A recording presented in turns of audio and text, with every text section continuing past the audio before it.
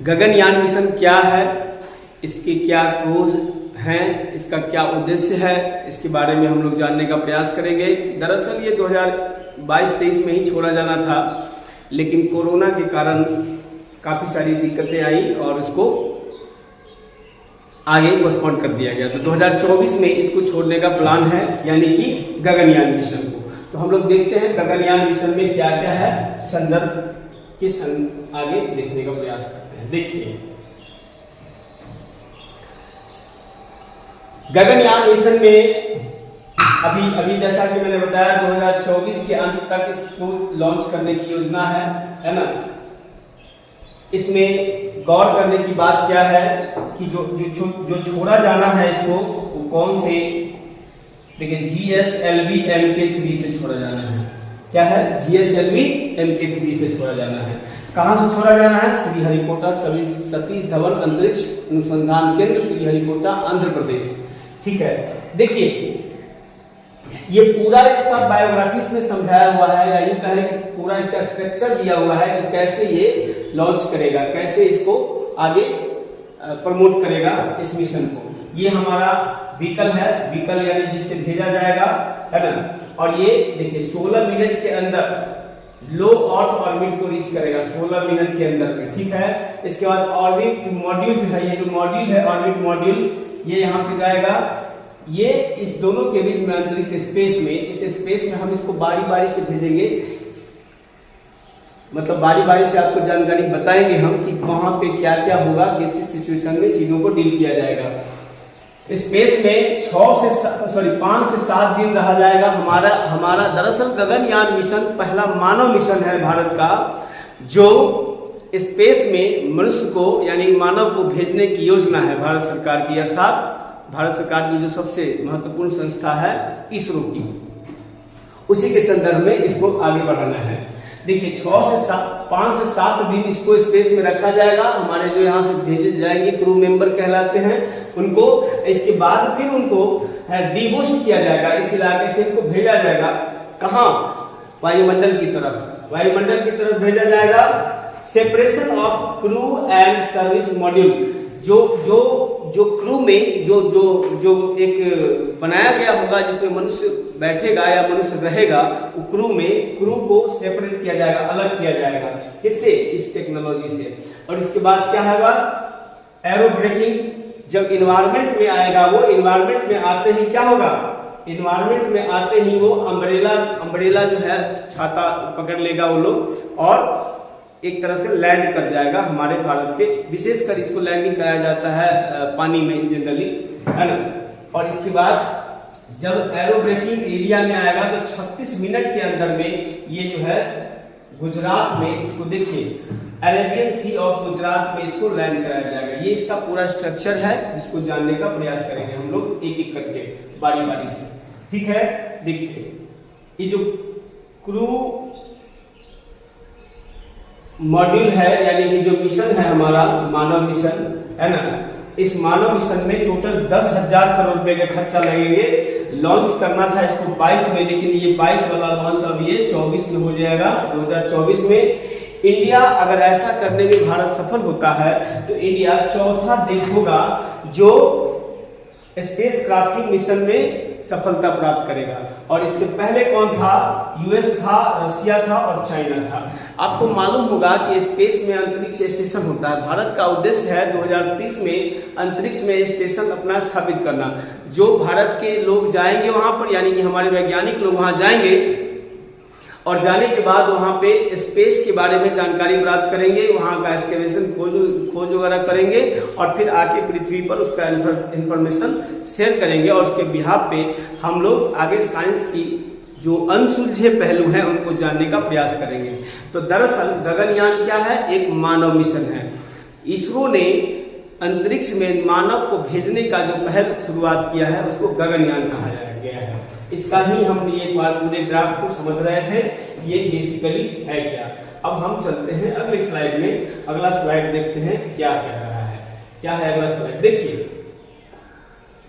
दरअसल क्या होता है कि स्पेस कहते किसको, कितनी ऊंचाई तक के एरिया को स्पेस कहते हैं, इसको समझना पहले जरूरी है। देखिए ये जो आप लाल रंग का जो ये देख रहे हैं घेरा, इससे ऊपर स्पेस कहलाता है। देखिए यहाँ पर इससे ऊपर के इलाका स्पेस कहलाता है। आपको मालूम है कि पृथ्वी के 4 लेयर जो एनवायरनमेंट है उसके लेयर हैं, ये मेनली 5 लेयर हैं। ये है ट्रोपोस्फेयर, स्ट्रेटोस्फेयर, मेसोस्फेयर और थर्मोस्फेयर और एक्सोस्फेयर। ठीक है, दूरी डिस्टेंस मेंटेन किया गया है।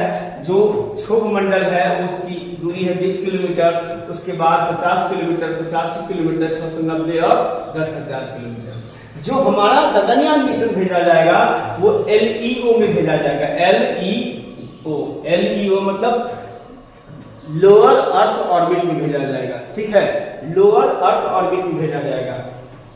इसको ध्यान रखना जरूरी है कि किस सेगमेंट में इसको भेजा जाना है। क्लियर, इसीलिए हमने ये सेगमेंट बताया है। अब देखिए 100 किलोमीटर का जो इलाका है ना, ये 100 किलोमीटर की ऊंचाई पर इसके ऊपर स्पेस कहलाता है। ये स्पेस, इसको देखिए कर्मन लाइन बोलते हैं। इसको क्या बोलते हैं? Karman lines, KARMN, Karman line बोलते हैं। आप एग्जाम के पर्सपेक्टिव से बिल्कुल ध्यान रखिएगा कि कर्मन लाइन कहाँ है। कर्मन लाइन कहाँ है? मेसोस्फेयर के ऊपर है। मेसोस्फेयर के ऊपर है, यानी कि 100 किलोमीटर का जो सेंटर पॉइंट है वो कर्मन लाइन कहलाता है। 100 किलोमीटर का जो सेंटर, यानी हमारी पृथ्वी से 100 किलोमीटर ऊंचाई कर्मन लाइन है, और उसके ऊपर उसको बाहर जो है उसको स्पेस नाम दिया गया है। स्पेस कहते हैं उसी को। क्लियर, आगे बढ़ते हैं हम। फिर आप आश्चर्य करेंगे, देखिए यहाँ पे हमारा ये थोड़ा सा जानने का हम प्रयास करते हैं कि लोअर अर्थ ऑर्बिट क्या होता है, मीडियम अर्थ ऑर्बिट क्या होता है, जियो अर्थ ऑर्बिट क्या होता है, HEO यानी हाई अर्थ ऑर्बिट क्या होता है। इस सब का क्राइटेरिया है। देखिए ये पृथ्वी है, ये जो आप देख रहे हैं ये क्या है? अर्थ है। अर्थ है ना, बिल्कुल ठीक को समझा आपने। इसके बाद ये जो ग्रीन वाला सेगमेंट है ये इसका आवरण है। क्लियर है, आवरण है। इन्हीं के बीच में ये LOE स्थापित होता है, यानी कि LOE का जो कॉन्सेप्ट है तो देखिए बिलो 2000 किलोमीटर, 2000 किलोमीटर हाइट से नीचे वाले इलाके को इसको LEO कहते हैं, लो अर्थ ऑर्बिट कहते हैं। ठीक है, इसके बाद मीडियम अर्थ ऑर्बिट MEO। ये देखिए ये जो इलाका है ये आपको 2000 किलोमीटर से नीचे, ये जो इलाका है MEO ये आपको 2000 से लगभग 36,000 किलोमीटर के बीच का इलाका MEO यानी कि मीडियम अर्थ ऑर्बिट इलाका है। क्लियर, इसके बाद जियो अर्थ ऑर्बिट जो है आपको जियो स्टेशनरी अर्थ ऑर्बिट जो है, जियो स्टेशनरी अर्थ ऑर्बिट ये 36,000 किलोमीटर के बाद का इलाका है, किलोमीटर के बाद का इलाका है। और 36,000 से आगे बढ़िएगा आप अगर तो वो HEO कहलाता है, यानी कि हाई अर्थ ऑर्बिट इलाका कहलाता है। इसको गौर से देखिए, यहाँ पे इसका मैंने सेगमेंट बताया हुआ है। देखिए यहाँ पे ये जो इलाका है, ये जो अर्थ है इसका ये सेगमेंट हो गया आपका लो अर्थ ऑर्बिट। ठीक है, इसके बाद ये इलाका हो गया वो मीडियम अर्थ ऑर्बिट। ये जो इलाका हो गया वो क्या हो गया? जियो स्टेशनरी अर्थ ऑर्बिट। और ये जो इलाका जो इसके बाद वाला जो इलाका हो गया वो हाई अर्थ ऑर्बिट का इलाका हो गया। इसी इलाके में यानी कि जो भारत का गगनयान मिशन जाएगा वो लो अर्थ ऑर्बिट यानी पृथ्वी के लगभग 400 किलोमीटर की ऊंचाई पर इसको स्थापित किया जाएगा। 400 किलोमीटर ऊंचाई मतलब LEO कितना? 2000 किलोमीटर ऊंचाई तक है, यानी कि लो अर्थ ऑर्बिट में, यानी निम्न जो निचली कक्षा उसी में उसको स्थापित किया जाएगा। और ये देखा जाएगा कि वहां पे हमारे जो क्रू मेंबर हैं, हमारे जो वैज्ञानिक लोग हैं उनको भेजकर वहां पे उसके बारे में जानकारी प्राप्त किया जाएगा। अब आगे बढ़ते हैं हम लोग, देखते हैं क्या क्या है। देखिए गगनयान मिशन का उद्देश्य क्या है? क्या है उद्देश्य? किसी भी मिशन का उद्देश्य क्या हो सकता है? कॉमन सेंस की बात है, विज्ञान कभी भी व्यर्थ हो ही जाता है। विज्ञान का उद्देश्य रहता है नए नए आविष्कार करना, नया नया खोज करना। नई खोज नई विचारधारा को जन्म देती है, नई विचारधारा नई पीढ़ी को प्रभावित करती है, नया टेक्नोलॉजी को इजाद करती है। क्लियर है? तो इसीलिए जो गगनयान मिशन का उद्देश्य क्या है? पहला स्वदेशी मिशन है जो भारतीय अंतरिक्ष यात्रियों को अंतरिक्ष में भेजेगा, पहला स्वदेशी मिशन है। क्लियर? इसके बाद सतत India human space coaching institute की नींव रखेगा ये। दूसरा, LEO को मानव अंतरिक्ष उड़ान मिशन शुरू करने के लिए स्वदेशी क्षमता को दिखाना है, दुनिया में दिखाना है कि भाई हम भी अपना ये मिशन स्थापित कर सकते हैं। इसके बाद सौर प्रणाली और उससे आगे का पता लगाने के लिए रोबोट मिशन की दिशा में प्रगति करना है। रोबोटिक सिस्टम जो चल रहा है, दुनिया अब मशीनों पे जा रही है ना, उसको स्थापित करने के लिए देश का पहला अंतरिक्ष स्टेशन 2030 तक बनाने की योजना है ना, उसमें ये सफलता प्राप्त होगी। इसके बाद ह्यूमन स्पेस एक्सप्लोरेशन या अन्य मिशन और साइंटिस्ट एक्सप्लोरेशन करने के लिए टेक्नोलॉजी का प्रदर्शन करना। बिना टेक्नोलॉजी का इतना बड़ा व्यवस्था थोड़ी स्थापित कर लीजिएगा आप, इसलिए इसको ध्यान में रखना जरूरी है। इसलिए ये मिशन का उद्देश्य क्या है? इन सभी चीजों की स्थापना करना, अपना जो दुनिया में अपना वर्चस्व है स्पेस टेक्नोलॉजी में, उसको डिमॉन्स्ट्रेट करना, दिखाना और भविष्य के टेक्नोलॉजी पर काम करना, इसका उद्देश्य है। आगे देखिए ये कितने चरण में काम करेंगे? तो कितने चरण में काम करेंगे? 3 चरण में। पहला चरण क्या है? मानव रहित होगा। मानव रहित यानी इसमें मनुष्य को भेजा नहीं जाएगा, ऐसे ही टेस्टिंग किया जाएगा। दूसरे चरण में रोबोट को भेजा जाएगा, रोबोट को मिशन पर भेजा जाएगा। दूसरे चरण में रोबोट को मिशन पर भेजा जाएगा और उसके बारे में पहले पता लगाया जाएगा। रोबोट सब कुछ जांच परख के आएगा, इसके बाद मनुष्य को, इतना आसान थोड़ी नहीं जिंदगी किसी भेज देंगे, अब बेचारा ऊपर लटक गया तब उसका बाल बच्चा का हाल होगा बताइए? तो वही बात है। एक महिला सहित 3 भारतीय अंतरिक्ष यात्री भेजा जाएगा। एक महिला सहित 3 भारतीय अंतरिक्ष यात्री को भेजा जाना है। देखिए अब एग्जाम के पर्सपेक्टिव से आप लोग ध्यान रखिएगा, कॉमन सेंस में भी आपको ध्यान रखना है कि जो वैज्ञानिक है जो नेतृत्व करेंगे गगनयान का, वो VR ललितांबिका है। VR ललितांबिका है। इसके बाद इसरो अंतरिक्ष यान विकसित कर रहा है, रूस के अंतरिक्ष यात्रियों के प्रशिक्षण में मदद कर रहा है। रूस क्या कर रहा है? अंतरिक्ष यात्री को प्रशिक्षण देने में मदद कर रहा है। क्लियर? आगे बढ़ते हैं। देखिए यहाँ मैंने रोबोट का बात किया है ना, भारत का पहला ह्यूमनॉइड रोबोट बनाया है। इसका नाम क्या दिया गया है? व्योममित्रा। याद रखिएगा, एग्जाम के लिए भी बहुत जरूरी है। व्योममित्रा। व्योममित्रा क्या है? Developed by ISRO. इसको डेवलप क्या किया है? इसरो ने किया है। व्योममित्रा क्या है? एक रोबोटिक है, महिला है, फीमेल है ना। इसको अंतरिक्ष में भेजा जाएगा और अंतरिक्ष में ये जाके सभी इन्वायरमेंट को वो लोग चेक करेगा, उससे वहां से डेटा भेजेगा, स्थिति को देखेगा। इसके बाद फिर मानव मिशन को वहां पर मनुष्य को भेजा जाएगा। देखिए व्योममित्र का मतलब है, व्योम का मतलब होता है अंतरिक्ष। ये दरअसल संस्कृत वर्ड का है, मिश्रण है। संस्कृत को अलग संधि विच्छेद कीजिएगा तो व्योम जो मित्र, व्योम मतलब अंतरिक्ष होता है, मित्र मतलब फ्रेंड, मित्र होता है, अंतरिक्ष का साथी। अंतरिक्ष का साथी इसका नाम दिया गया। व्योममित्रा का शाब्दिक अर्थ होता है अंतरिक्ष का साथी। इसके बाद देखिए इसे हाफ ह्यूमनॉइड कहा जाता है। हाफ ह्यूमनॉइड कैसे है? क्योंकि ये पैर, इसका पैर नहीं है, ये कमर से ऊपर ही इलाका इसका है, मात्र कमर से ऊपर ही बनाया गया है, पैर नहीं है। क्या नहीं है? पैर नहीं है। ये सिर्फ आगे और अगल बगल में झुक सकती है। ठीक है।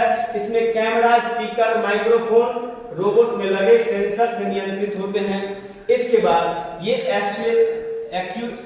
एक्चुएटर एक प्रकार का मोटर व्हीकल होता है, मोटर होता है जो रोबोट को झुकने, हाथ और उंगलियों को चलाने में मदद करता है एक्चुएटर के माध्यम से। ये जो रोबोट में आप हाथ देख रहे हैं, ये हाथ जो दिख रहे हैं, ये एक्चुएटर के माध्यम से मूव करता है। ठीक है। इसके बाद सेंसर, कैमरा और माइक्रोफोन इस रोबोट को क्या करेगा? मानवीय गतिविधियों तथा अपने आसपास के वातावरण को समझने में मदद करेगा। इसके अंदर, इस रोबोट के अंदर जिसका नाम व्योममित्रा है, इसके अंदर सेंसर लगा हुआ है, कैमरा लगा हुआ है, माइक्रोफोन लगा हुआ है, एक्चुएटर है, जिसकी मदद से वो संचालित हो रहा है। आपको मालूम है स्पेस में जो लोग होते हैं, जो जाते हैं, बेसिकली स्पेस में जो लोग हमारे अंतरिक्ष यात्री जाते हैं, वो कमर से नीचे बेसिकली उसका काम नहीं करता, मूवमेंट सिर्फ बॉडी का ही होता है, ऐसे ऐसे, है ना। उसी के बिहाफ पर व्योममित्रा का निर्माण किया गया रोबोट का। यह एक रोबोट है, ठीक है, और इसके प्रयास किया गया है इसका एक्टिविटी क्या है ये देखने का। आगे बढ़ते हैं हम। आगे क्या है, ह्यूमनॉइड। ह्यूमनॉइड होता क्या है? अभी जो आपने देखा कि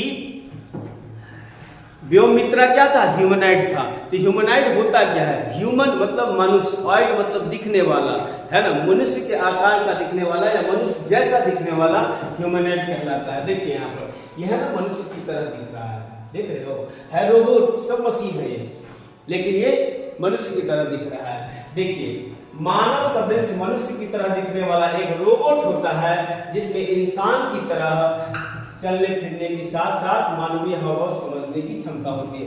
दरअसल उसमें एक चिप होता है ना, उसमें सारी एक्टिविटी को डाल दिया जाता है। इसमें टेक्नोलॉजी, बायोटेक्नोलॉजी वाले का बहुत बड़ा रोल होता है, ठीक है। यह मानव की तरह ही सिर, धड़ और हाथ पैर होते हैं इसमें। इसके अलावा प्रदत्त जानकारी के आधार पर प्रश्नों के जवाब दे सकता है ये। अगर आप उससे पूछिएगा तो प्रश्न का जवाब देगा, परंतु उसके पास स्वयं निर्णय लेने की क्षमता नहीं है। ये तो भगवान का देन है ना, आवाज थोड़ी ना दे सकते हैं, आवाज जितना आप दे सकते हैं उतना उसमें भर दिए मशीन। हाँ, मैक्सिमम इंसान कितना क्या पूछ सकता है इसके बारे में जानकारी प्राप्त कर सकता है, इसके अलावा तो अपना कुछ नहीं है। ये कृत्रिम बुद्धिमत्ता है, यानी आर्टिफिशियल इंटेलिजेंस है, एल्गोरिथम डिजाइन से लैस है। ये ह्यूमनॉइड हार्डवेयर, बायोमैकेनिक्स और सॉफ्टवेयर के तालमेल से काम करता है ना। ह्यूमनॉइड बनाने के लिए मानव शरीर की संरचना और व्यवहार का अध्ययन किया जाता है। मानव शरीर की संरचना और व्यवहार का स्टडी किया जाता है, तभी ह्यूमनॉइड का निर्माण होगा, अन्यथा नहीं होगा। तो ह्यूमनॉइड क्या है? मानव सदृश दिखने वाला एक रोबोट है, उसको ह्यूमनॉइड कहते हैं। क्लियर? आगे बढ़ते हैं, देखते हैं क्या है आगे। देखिए यात्री क्रू मॉड्यूल जो है ना, यानी क्रू मॉड्यूल का मतलब जिसमें यात्रियों को बिठा दिया, देख रहे हैं, ये देखिए, ये यात्री को बिठाने वाला ऐसा मशीन होगा जो यान के ऊपर लगा रहेगा। देख रहे हैं आप, देखिए इसको, देखिए एकदम लोली टाइप का निकला हुआ है ना। ये लोली में बैठेगा आदमी, है ना, और एकदम ऐसे झकियाएगा, इसे देख लो, ये देख रहे हो, आराम से झकियाने वाला है। ग्लास लगा होगा, देख भी सकता है। जब अंतरिक्ष से जाएगा तो हिम्मत होना चाहिए ना, कलेजवा होगा तब ना देखोगे, मरिए जाओगे इतना ऊपर से देखोगे तो। 400 किलोमीटर तक का हुआ, लेकिन देखना तो पड़ेगा। तो यही है, इससे झांक के देखेगा वो अंतरिक्ष में कि हाँ कितना दूर है, क्या है, फिर बाहर निकलेगा, वहां का स्टडी करेगा, ये सब जो भी होगा उसके बारे में हम लोग आगे देखते हैं। देखिए इसका जो व्यास होगा वो 3.7 मीटर और ऊंचाई 7 मीटर होगा। इसका व्यास 3.7 मीटर और ऊंचाई कितना है? 7 मीटर है, ऊंचाई 7 मीटर है। इसके बाद मानवयुक्त मिशन हर 90 मिनट में पृथ्वी के चारों ओर चक्कर लगाएगा। ये जो डंबल आप दिख रहा है जिसमें मनुष्य बैठा होगा, ये क्या है? प्रत्येक 90 मिनट में पृथ्वी के चारों ओर चक्कर लगाएगा, प्रत्येक 90 मिनट। अंतरिक्ष यात्री जो है इसमें से बैठ के क्या करेंगे? सूर्योदय और सूर्यास्त को देख सकेंगे।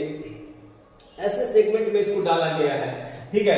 हर 24 घंटे में अंतरिक्ष से भारत देख सकेंगे और माइक्रो ग्रेविटी का प्रयोग कर सकेंगे।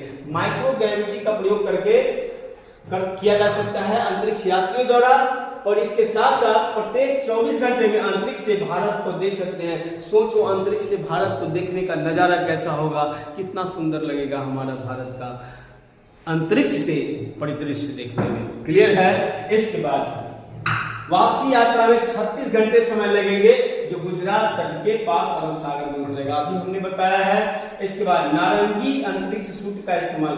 देखिए अंतरिक्ष सूट नारंगी है, नारंगी को लेके भी बवाल होता है, सैफरन कलर, ये वो दिस दैट, पता नहीं कौन दुनिया के आदमी है, उससे बहस क्या करना है, छुट्टी हटाइए, है ना। इसको विक्रम साराभाई अंतरिक्ष केंद्र तिरुवनंतपुरम द्वारा बनाया गया है। जो स्पेस सूट है वो नारंगी कलर का है। एग्जाम के पर्सपेक्टिव से आप लोग बिल्कुल ध्यान रखिएगा, दूसरा कोई उपाय नहीं है।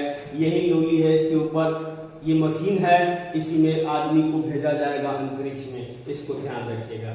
आगे बढ़ते हैं हम लोग। क्या कह रहा है। देखो प्रौद्योगिकी का इस्तेमाल क्या किया गया है इसमें, देखिए crew space system, re entry mission, क्षमता वाला thermal protection system, crew model configuration, है ना, डिसेलरेशन और पवनशीलता प्रणाली, जीवन समर्थक प्रणाली के उपकरण जैसी महत्वपूर्ण प्रौद्योगिकी को साथ में ले जाया जा रहा है ताकि अंतरिक्ष यात्रियों को सेफ एवं सुरक्षित तरीके से फिर भारत में यानी कि हम पृथ्वी पर उतारा जा सके। आगे बढ़ते हैं। देखिए इसमें मदद कौन कौन कर रहा है ये आपको देखना है। प्रशिक्षण कैसे हो रहा है, रोस्कोसमोस की जो एक कंपनी सहायक कंपनी है गावकोसमोस, है ना, ये रशिया की कंपनी है, उसके साथ अनुबंध किया गया है। इसके बाद रूसी भाषा सीखने के अलावा चिकित्सा और शारीरिक प्रशिक्षण दिया जाएगा लोगों को, है ना। इसके बाद उड़ान के दौरान जी फोर्स, हाइपोक्सिया और दबाव की बूंदों जैसी अस्थिरता से निपटने के लिए अपकेंद्रित और हाइपरबेरिक कक्ष यानी दबाव वाले कैमरे में सिमुलेशन में प्रसिद्ध। देखिए ये जो आप कैमरा, ये आप जो रूम देख रहे हैं ना, इस रूम में ऐसा एनवायरनमेंट क्रिएट किया गया है जो स्पेस में होता है, ऐसा, है ना। स्पेस का एनवायरनमेंट इस रूम में एक क्रिएट किया गया है और उसमें इंसान को भेजकर उसको पहले प्रैक्टिस कराई जाती है, उसकी शरीर उसके अनुकूल ढाला जाए, इसका प्रयास किया जाता है ताकि वहां पे जाने के बाद, क्योंकि वहां दबाव नहीं है ना, अंतरिक्ष में दबाव नहीं है, दबाव नहीं होगा तो नसें फट जाएंगी, इसलिए स्पेस सूट पहन के जाते हैं। और उसके बावजूद भी कितने स्पेस सूट पहनिएगा तो आपके एनवायरमेंट का तो असर पड़ेगा ना, तो वही चीज है। इसके बाद गुरुत्वाकर्षण बदलने से रक्तचाप में उतार चढ़ाव होता है, विशेष रूप से, है ना, पृथ्वी में पुनः प्रवेश या लैंडिंग के दौरान। जब ऊपर स्पेस एनवायरनमेंट नहीं है, जैसे ही आप एनवायरनमेंट में आइएगा तो दबाव बढ़ेगा तो नस फट सकता है, आदमी मर सकता है। इसको बचाने के लिए भारहीनता का अनुभव करते समय मोशन सिकनेस नामक समस्या का सामना करना पड़ जाता है। कभी उम्मीदवार अपनी अंतरिक्ष यात्री भारी वायुसेना के पायलट है, जितने भी अंतरिक्ष यात्री हैं जाएंगे वो सब भारतीय वायुसेना के पायलट होंगे जो एक इतिहास रचेंगे भारत के संदर्भ में, आपको मालूम होना चाहिए। इसके बाद देखिए वीडियो समाप्त हुआ। ये हमारे देश के लिए बहुत गौरव की बात है कि गगनयान मिशन हमारा जो इसरो है और भारत सरकार की तत्परता, इसरो की अपनी कार्य कुशलता, इसने इतनी बड़ी उपलब्धि के लिए हम लोग आगे बढ़ रहे हैं और वाकई में भारत के लिए काफी गौरवान्वित क्षण है। आशा करता हूं आप सबको ये अच्छा लगा होगा और ये भी आशा करता हूं कि अधिक से अधिक हमारे चैनल को आगे बढ़ाने का आप काम करेंगे। ओके, धन्यवाद।